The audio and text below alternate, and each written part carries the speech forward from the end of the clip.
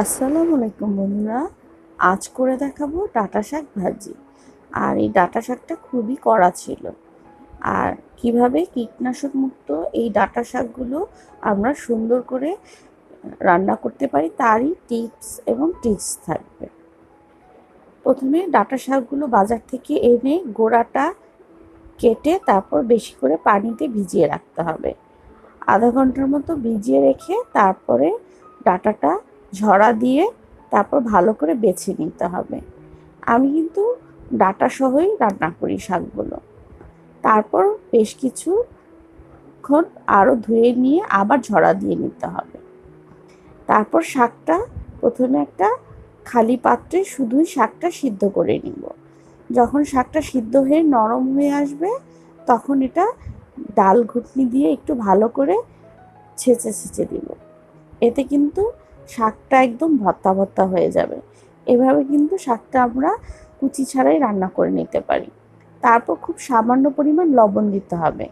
দেখুন বন্ধুরা, এখানে দুই মুঠার ডাঁটা শাক কতটুকু হয়েছে, তার জন্য কিন্তু লবণের পরিমাণটা খুবই অল্পই লাগবে। এভাবে যখন শাকটা সিদ্ধ হয়ে যাবে তখন নেড়ে চেড়ে নামিয়ে রাখতে হবে। তারপর অন্য একটি পাত্রে বেশ পরিমাণ পেঁয়াজ, রসুন আর বেশ কিছু কাঁচামরিচ আর শুকনো মরিচ দিয়ে তারপরে তেলের পরিমাণটাও একটু বেশি দিতে হবে, প্রায় 2 টেবিল চামচের মতো দিয়ে খুব ভালো করে একদম ভাজা ভাজা করে নিতে হবে পেঁয়াজ রসুনটা।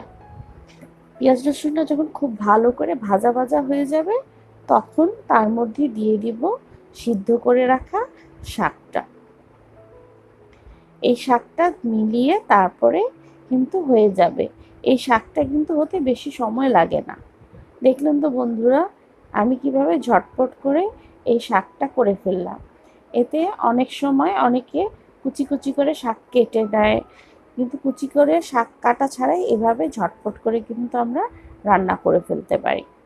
আর আমার ভিডিওটা যদি বন্ধুরা ভালো লাগে তাহলে লাইক এবং সাবস্ক্রাইব করে আমার পাশে থেকে যেও বন্ধুরা।